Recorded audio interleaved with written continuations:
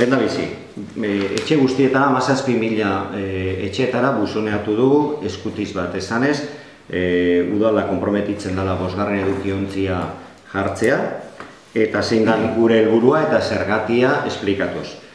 Gero, horri horrekin ere, baita ere flyer bat bidaldu dugu, esanez, gu nahi dugula herri guztian eotea islak 5 edukiontziekin, dena bertiklatzeko, beraz izateko edozein herritarren aurrean, aukera, bertziklatzea nahi duen edonorri, aukera emateko, eta irra guztiak osatzea 5. edukiontzietan.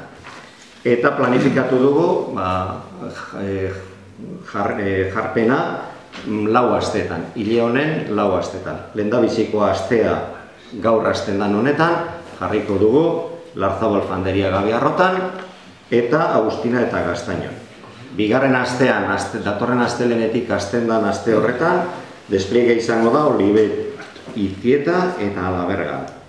Hirugarren astea, lehen esan dizuedan bezala, Gabiarrot, Galtzaraborda, Pontika eta Beraun, eta laugarren astean, zentroan.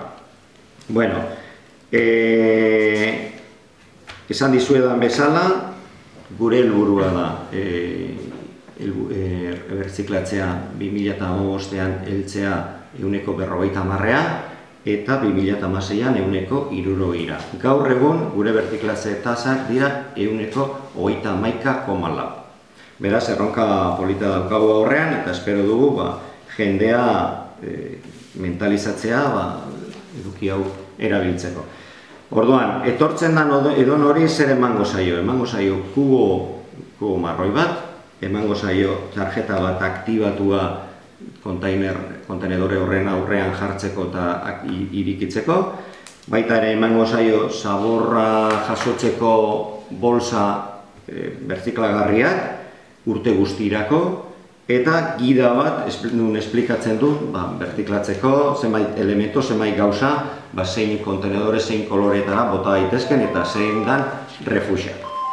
Bueno, honekin batera ere, lehen esan ez dudana, esan nahi dizuet ere, badaukagula marka bat ekoaktiboa, errenteria ekoaktiboa, eta marka hori, marka baino gehiago pentsatzen du izango dela aktitude bat. Gu nahi du, herritarrak ekoaktibatzea, ekoaktibo izatea, eta horrezen nahi du esan, berziklatu behar dela ongi, bakarrik hori ez. Nahi du, pixka bat, sostenegarritasuna eta ekologiarekin bat etortzea, eta ordan pertsona horiek ekoaktiboak izatea, ez izatea bakarrik ondo egiten dut bertiklatzea, baizik eta espiritu bat eta aktitude bat ingurumenarekin izateko.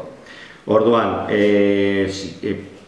bai kontenedoreetan eta baita edozein esku horrian, edo bai edozein eskutitza honekin zer ikusi daukan guztietan, etorriko da ekoaktibo hitza.